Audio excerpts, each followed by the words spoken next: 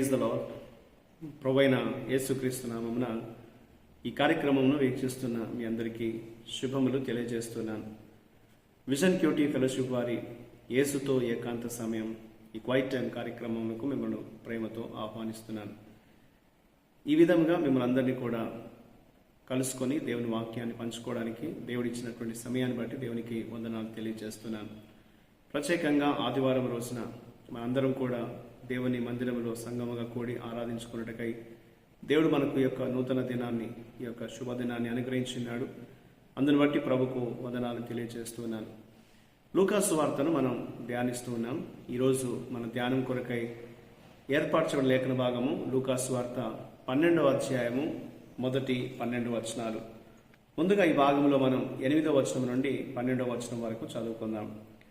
మరియు నేను మీతో చెప్పున్నదేమనగా, నన్ను మనుషుల ఎదుట ఒప్పుకొనువాడెవడో మనుష్య కుమారుడు దేవుని దూతల ఎదుట వాడిని ఒప్పుకొనును. మనుషుల ఎదుట నన్ను ఎరగనను వానిని నేనును ఎరగనని దేవుని దూతల ఎదుట చెప్పుదును. మనుష్య కుమారుడి మీద వ్యతిరేకంగా ఒక మాట పలుకువానికి పాపక్షమాపణ కలుగునగానికి కానీ పరిశుద్ధాత్మను దూషించువానికి క్షమాపణ లేదు. వారు సమాజ మందిరముల పెద్దల యొద్దకును అధిపతుల యొద్దకును అధికారుల యొద్దకును మిమ్మల్ని తీసుకొని పోవునప్పుడు మీరు ఎలాగూ ఏమి ఉత్తరం ఇచ్చదమో ఏమి మాట్లాడదుమో అని చింతింపకుడి. మీరేమి చెప్పవలసినదియో పరిశుద్ధాత్మ ఆ గడియలోనే మీకు నేర్పుననెను. ఈనాటి లేఖన భాగం ఆధారంగా మనం ఏర్పాటు చేసుకున్న అంశం ఏదనగా ప్రభువును ఒప్పుకొనుట, అక్నాలెడ్జింగ్ ద లార్డ్. నేటి వాక్య భాగం యొక్క సారాంశాన్ని మనం గమనించినట్లయితే, యేసు తన శిష్యులను పరిసయ్యుల పులిపిండిని గురించి జాగ్రత్త వహించమని హెచ్చరించాడు. సత్యాన్ని మాట్లాడడం సులభమే అయినప్పటికీ దాన్ని అనుసరించి జీవించడం అంత సులభం కాదు. కాబట్టి ఆయన వారిని అలా హెచ్చరించాడనేది మనకు తెలుస్తుంది. ఏదో ఒక రోజు వారు అసత్యంగా జీవిస్తున్నట్లయితే వారి యొక్క కపటత్వం బహిర్గతం అవుతుందనేది, వారు అనుభవించే భూ సంబంధమైన బాధల కారణంగా వారు దేవుని ఎన్నటికీ తిరస్కరించవద్దని యేసు వారిని హెచ్చరించినట్లు ఈ వాక్య భాగంలో మనం చదువుతున్నాం. వారు భూమి మీద ఉన్నప్పుడు తనను గుర్తిస్తే, తనను ఒప్పుకుంటే పరలోకంలో కూడా ఆయన వారిని గుర్తిస్తానని, దూతల ఎదుట వారిని ఒప్పుకుంటానని ప్రభు తెలియజేసినట్లుగా ఈ లేఖన భాగం జ్ఞాపకం చేస్తుంది. కాబట్టి శిష్యులు ఒకరోజు యూదయలోని మతపరమైన మరియు రాజకీయ నాయకులతో పాటు రోమా పాలకుల ముందు నిలబడినటువంటి సమయం వస్తుందని, అలా వారు నిలబడినప్పుడు ఏం చెప్పాలో అని వారు చింతించాల్సినటువంటి, ఆందోళన చెందాల్సిన అవసరం లేదని, పరిశుద్ధాత్మ వారికి ఆ సమయంలో ఏం చెప్పాలో బోధిస్తారని యేసు ప్రభు వారికి తెలియజేసినట్లు ఈ లేఖనం మనకు జ్ఞాపకం చేస్తుంది. ఇందులో మనం నేర్చుకునే పాఠాన్ని మనం గమనించినట్లయితే, మొదటి 3 వచనాల్లో పులిసిన పిండి వలె ఆ పిండి ఎలాగైతే లోపలికి ప్రవేశించడానికి అనుమతించబడితే ఆ పిండిని పైకి లేపడానికి అది కారణమవుతుందో, కపటత్వము ఒక సమాజాన్ని పూర్తిగా ప్రభావితం చేస్తుందనేది యేసు తెలియజేశాడు. లోపల ఉన్నటువంటి అధర్మాన్ని, దురాశను మనం ఎంత కప్పిపుచ్చుకున్నా పవిత్రత యొక్క బాహ్య రూపం దేవుణ్ణి ఎన్నటికీ మోసం చేయదు. మనం బయటికి పవిత్రంగా కనిపించినప్పుడు లోపల ఉన్నటువంటి దాన్ని కప్పిపుచ్చినట్లయితే ఏదో ఒక రోజు అది బహిర్గతం అవుతుందనేది మనం గుర్తుంచుకోవాలని యేసు ఈ లేఖనంలో తెలియజేస్తున్నాడు. ఎవరైనా మనల్ని చూసినా చూడకపోయినా మనం ఎల్లప్పుడూ దేవుని ముందు ఉన్నటువంటి వారమని గుర్తించాలి.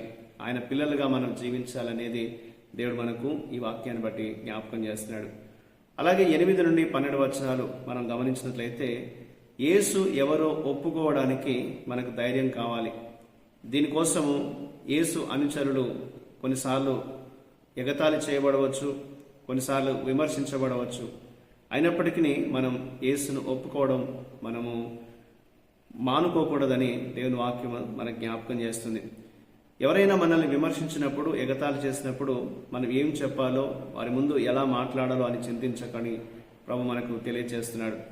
మనల్ని మనం సమర్థించుకోవడానికి కూడా మనం ప్రయత్నించొద్దు. కానీ ఆ సమయంలో మనం ధైర్యంగా యేసును ఒప్పుకొని ఆయన అంగీకరిస్తే, మనం క్రైస్తవులని ఒప్పుకొని దేవుని మార్గంలో మనం జీవిస్తున్నట్లయితే పరిశుద్ధాత్మ మన జీవితాల్లో అన్నిటినీ మన మేలు కొరకు ఆయన జరిగిస్తాడని దేవుని వాక్యం మనకు జ్ఞాపకం చేస్తుంది.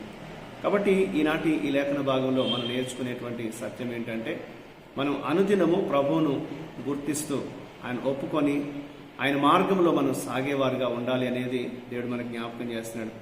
మన ముందుకు ఎన్ని కఠినమైన పరిస్థితులు మనకు ఎదురవుతున్నప్పుడు మనం భయపడకుండా పరిశుద్ధాత్మ సహాయంపై మనం ఆధారపడి దేవుని మార్గంలో మనం జీవించాలని, దేవుని మనం అనుసరించాలని దేవుడు మనకు ఈ లేఖనం ద్వారా జ్ఞాపకం చేస్తున్నాడు. అటువంటి పరిస్థితుల్లో మనం ప్రభుపై ఆధారపడితే సమస్తాన్ని పరిశుద్ధాత్ముడు మనకు మేలుకరంగా జరిగిస్తాడని ప్రభు చెప్పడం ఈనాటి లేఖన భాగంలో మనం చూస్తున్నాం. కాబట్టి మనం ఎటువంటి వేషధారణ లేకుండా, కపటత్వం లేకుండా దేవుని సన్నిధిలో మనం ఆయన ముందు యథార్థంగా జీవిస్తూ ప్రభువును మనం గణపరచాలి, ప్రభు మహిమ కొరకు మనం జీవించాలనేది దేవుడు మనకు ఈ వాక్య భాగాన్ని బట్టి జ్ఞాపకం చేస్తున్నాడు. ఆ రీతిగా మన అనుదిన జీవితాలు యథార్థంగా ఉండినట్లు, దేవుని మహిమ కొరకు మనం ఖచ్చితంగా ఆయన ఒప్పుకొని జీవించినట్లు, దేవుని మార్గంలో మనం స్థిరంగా కొనసాగినట్లు దేవుడు సహాయం చేయలాగున దేవునికి మనం ప్రార్థన చేద్దాం. మా ప్రియమైన పరలోకపు దేవ, మీకు వందనాలు చెల్లిస్తున్నాం.